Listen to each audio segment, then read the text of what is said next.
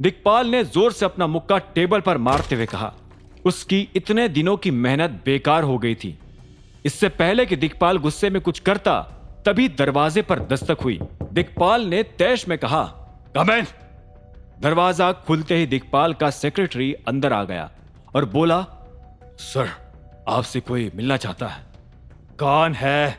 दिक्पाल के सवाल के जवाब में सेक्रेटरी ने बाहर खड़े एक शख्स को अंदर आने का इशारा किया। उसे देखते ही दिक्पाल के होश उड़ गए।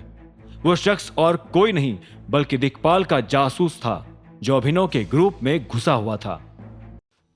अमेरिका से एक प्रोफेशनल फोटो एडिटर बुलवाने के बाद भी दिक्पाल अभिनव के उस इकलौते फोटो को ठीक नहीं करवा पाया था, जिसमें उसकी शक्ल अंधेरे से छिप गई थी।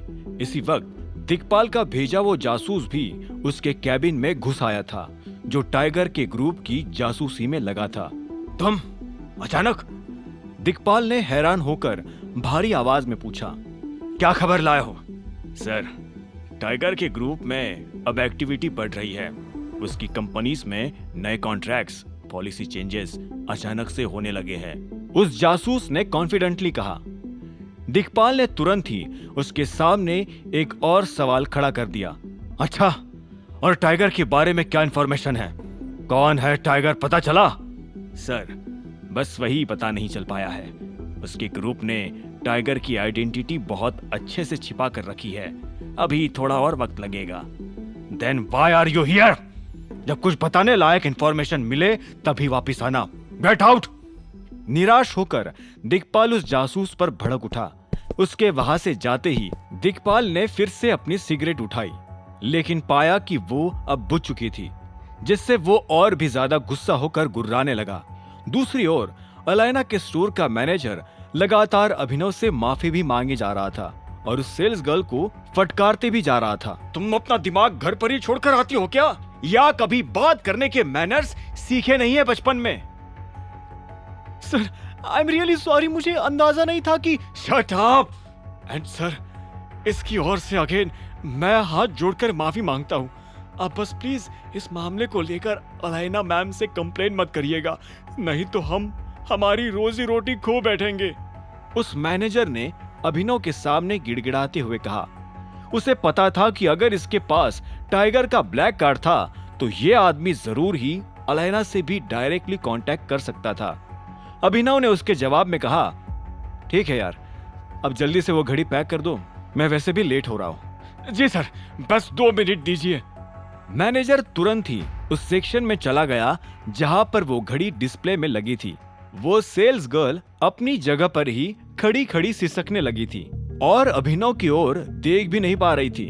हालांकि अभिनव भी उसे भाव नहीं दे रहा था।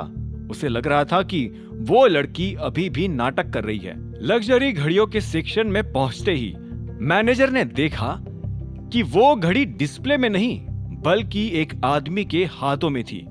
एक्सक्यूज मी, ये आप क्या कर रहे हैं? मैनेजर ने तुरंत ही उस आदमी के हाथों से घड़ी वापस लेते हुए कहा, अरे तुम क्या कर रहे हो?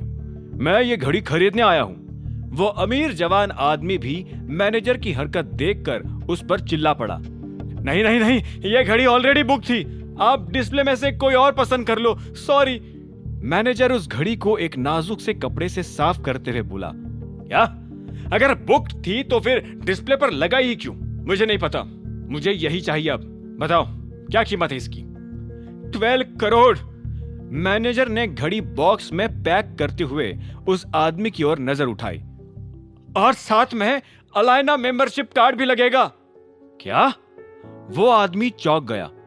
तो तुम कह रहे हो कि ये 12 करोड़ की घड़ी वो फटीचर खरीद रहा है? तुम्हें मैनेजर बनाया किसने? जबान संभाल कर बात करो। जिससे तुम फटीचर बोल रहे हो, अगर उसने सुन लिया ना तो तुम्हारा जीना हराम कर देगा। मैनेजर ने उसे धमकाते हुए कहा।